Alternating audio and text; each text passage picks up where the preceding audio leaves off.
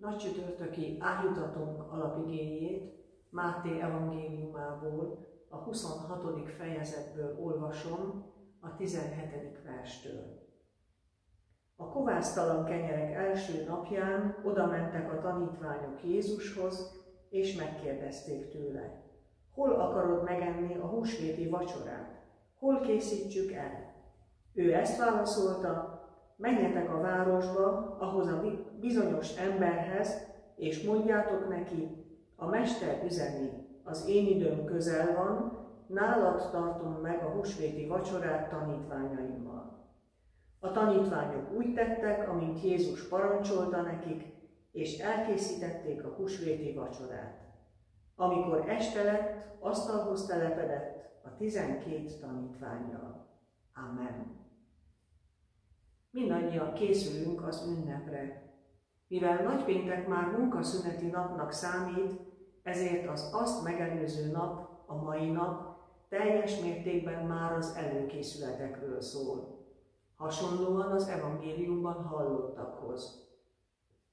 A gyakorlati készülődés mellett legalább ilyen fontos a lelki ráhangolódás, a felkészülés is az előttünk álló szent napokra. A mai nagycsütörtök hétköznapi ünnep erre kiválóan alkalmas.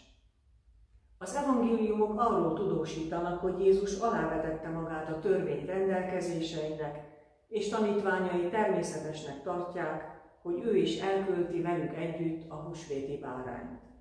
A kovásztalan kenyerek első napja, Niszán hónap 14-e, ezért az evangélisták Jézus utolsó vacsoráját Páska vacsorának minősítik. Így mondja ezt Karner Károly is. Jézus készült az ünnepekre, tudta, mi vár rá. Ezért akarta a szabadulás ünnepét, a páskát még együtt tölteni tanítványaival.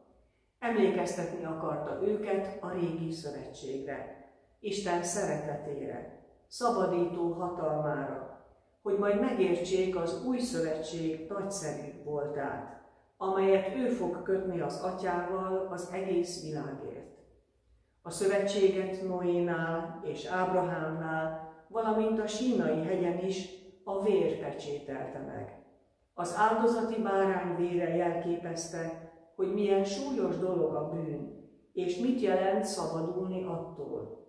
A tanítványok húsvét után megértették, hogy Jézus halála, amely egybeesett a Páska ünnepével, volt az utolsó áldozat, amely elégséges arra, hogy beláttassa velünk a bűn komoly voltát és Isten szeretetének szabadító erejét Krisztusban.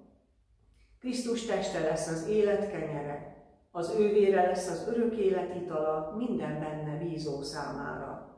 Így készíti fel övéit az egyház idejére az úrvacsorában megélt közösség szabadító ajándékával.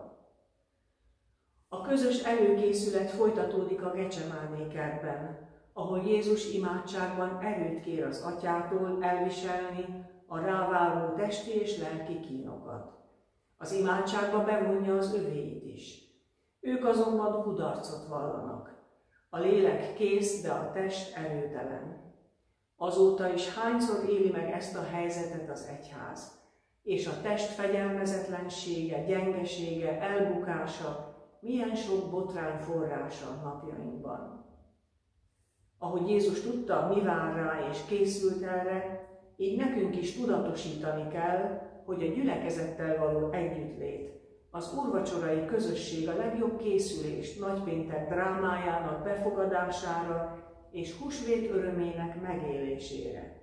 Nagycsütörtök este együtt lehetünk az Úr asztalánál, egy közösségben, testvérként, és az imádság által türelmet és békességet nyerhetünk az előttünk álló kihívásokhoz. Készüljünk így Jézussal együtt az ünnepre. Amen.